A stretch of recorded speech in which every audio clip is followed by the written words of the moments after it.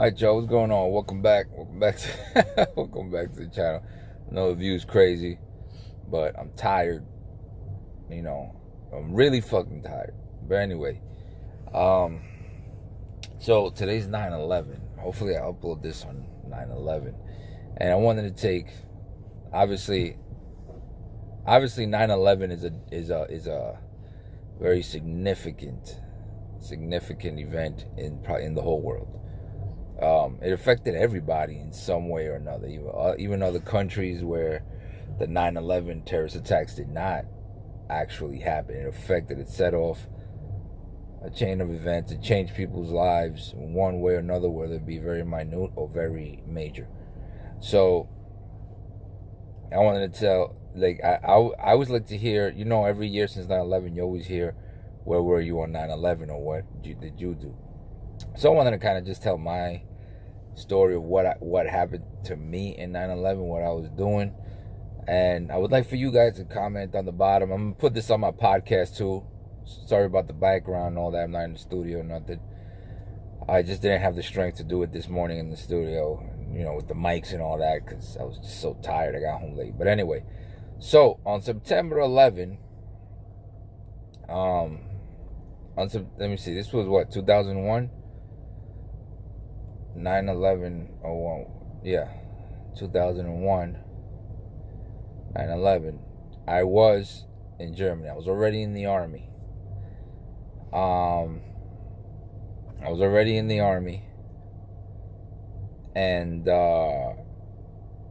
what happened? Let me see. I was in Germany. Yeah, I came back from Kosovo.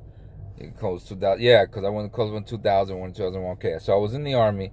I remember we were in the motor pool, right? I remember in the morning, I forgot what day it was, but we were in the motor pool fixing one of the tracks. One of the tracks meaning basically one of the tanks, right? I'm not a mechanic, but I was one of the operators of it. I was field artillery. And we were there with the tanks, and then we were inside the motor pool, and all of a sudden, one of the guys, the actual mechanics, runs out of the office, the mechanic's office, and he's like, yo, he's like, hey, and everybody's working. Mind you, this is a bay, picture a bay where they fix cars, but just a lot bigger because you got tanks in there. So he runs out and he's like, hey, somebody just shot a missile into the World Trade Center, into one of the Twin Towers up in New York. I was like, what? All of us were like, what?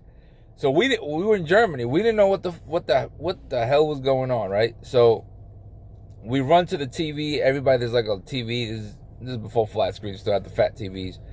I think 2001, yeah.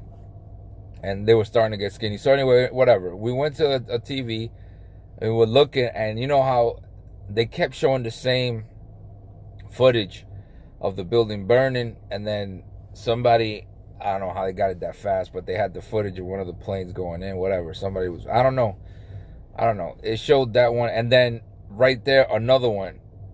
The other plane went in. Then we were like, oh, damn, a plane just hit the World Trade Center, right? So the first one we thought was a missile. The second one, a plane. So we're like, what the hell is going on, man? That's too much of a coincidence. It's just crazy. A plane and a missile. For a little bit, we thought it was a missile. Then we found out it was a plane. Then we hear, oh, a plane went down in was it Pennsylvania? I think it was. We were like, what? And then we hear, oh my God, a plane hit the Pentagon. Okay, now we're like, wait a minute. Wait a minute. Planes are falling out of the sky. This is Armageddon, right? So we're like, no, the commander came down. Obviously, word came down from the Pentagon to whatever, where we were. All the U.S. is being attacked. So immediately we're like, we're overseas. We don't have big U.S., giant U.S. assets. The footprint we have, yes, our footprint is a decent sized footprint, but we were in another country. So we were like, we don't know who's attacking us. So we're in another country, we're in Germany, we're like, oh my God, we're gonna die. So immediately we shut down the little base. So all the little concerns in Germany, the little bases, started to go on lockdown. So we took out some of the tracks, some of the tanks, put them at the gates. We had them at the gate, like, yo, with 50 cows on them. We armed everybody. Nobody was allowed to go home. So I lived right outside an apartment, right outside base. It wasn't housing, but to get to it, you had to go outside. So I couldn't go home. Then they were like, everybody call their family back home, make sure they're fine. You know, my family was in New York. We had some people, that family that a lot of, you know, a few of us from New York calling our families. Obviously, we couldn't get through. So we were like, you know, people getting nervous. I really wasn't nervous because I was like, well, I don't know what my mom would be doing or my brother in the World Trade Center. But you never know. You know, you still got to call. You never know. So I called. I wasn't able to get through. Then I think finally I got through. My mom was like, yeah, I'm fine. This is crazy. You believe this? It was like a few days later. And then, you know, everybody else got through. At least in my company, nobody had anybody that was, you know, in any of the planes or of any of the buildings or anything. So, but you know, we still got attacked, and then that's when like just everything changed, man. We had the Germans coming, and they were at our gate crying, leaving candles and flowers for after the days after. They were leaving the German. I would see German people outside. It was crazy, you know. Outside crying. Whole families would be there leaving things, and they would come and, you know, say sorry, whatever. Then you know, from then on, for I don't know how it is now, but for years, the years after, I went to Iraq in 2003. After that, we prepared for it. We was just training to go to war. We knew we were going to war. We knew it.